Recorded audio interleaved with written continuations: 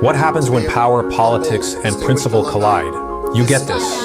The shocking story of how one of America's most prestigious law firms just became a cautionary tale for the entire legal profession. Paul Weiss, a name that once stood for elite legal power, just signed a deal that's shaking the foundation of justice. It started with an executive order from President Trump. The reason? DEI, diversity, equity, and inclusion. Trump accused the firm of prioritizing race and gender over merit and, most controversially, of harboring a lawyer who once tried to bring him down.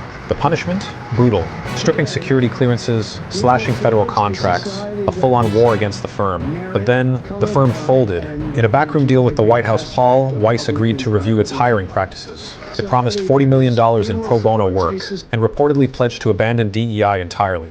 That's right, one of the biggest law firms in America, surrendering the very values it once championed. No trial, no resistance, just compliance. But here's where it gets even murkier. The version of the deal shared by the White House differs from what Paul Weiss told its own lawyers. In one version, DEI is dead. In the other, it's not even mentioned. Confusion, silence, and in some corners, outrage. Lawyers across the country are sounding the alarm. A stain on the profession, one called it. Others resigned in protest, risking careers to make a stand. Because this isn't just about one law firm. This is about what happens when justice bows to power, when ideals are sold for survival, when silence becomes complicity. And the big question now is, who's next? If you believe truth matters, if you think law should be fearless, not fearful, if you care about who bends and who breaks when the pressure hits, then hit that subscribe button, because we're not done and we won't look away. This is just the beginning. America's safety net is on the brink. For decades, Social Security has been the backbone of retirement for millions. A promise that if you worked hard, you'd retire with dignity. But that promise is in danger. The system is running out of time and out of money. For years, politicians kicked the can down the road. Warnings were ignored, debates stalled. And now the trust fund that fuels Social Security could be depleted by the early 2030s. That means slashed benefits for your parents, for you, for everyone. But in a rare twist of something we haven't seen in years, Republicans and Democrats are actually coming together. Yes, you heard that right. A wave of bipartisan energy is rising around Social Security reform. Across the country, voters from all sides are demanding change, and politicians are finally listening. Proposals are hitting the floor. Tax increases on high earners, credits for parents raising kids, cuts to wealthy retirees, and repeals of outdated rules that punish teachers, firefighters, and public servants. The Social Security Fairness Act just passed. For millions of hardworking Americans, this means more benefits, not less. For once, Washington didn't just talk, they acted. But don't celebrate too soon. This fight is far from over. Some lawmakers are still pushing privatization.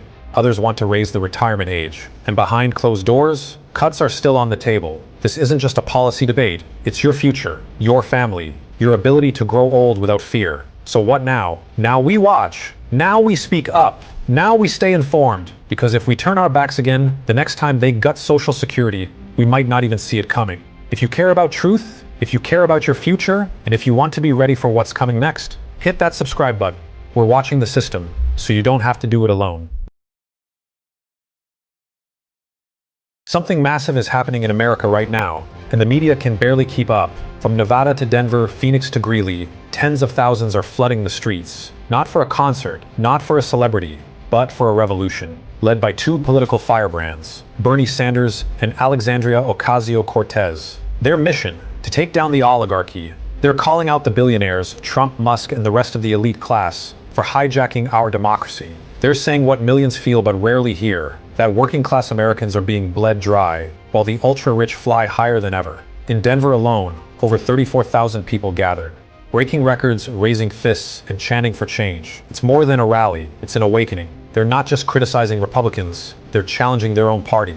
Democrats need a spine, one supporter shouted. Bernie and AOC agree. They're demanding the party stop cozying up to corporations and start fighting for everyday people. This isn't politics as usual. It's fire, it's fury, and it's fueled by real anger. From young people buried in debt, from workers fighting for fair wages, from families priced out of housing and healthcare. And what are they asking for? Not handouts, just fairness. A system that doesn't reward greed and punish struggle. But the clock is ticking.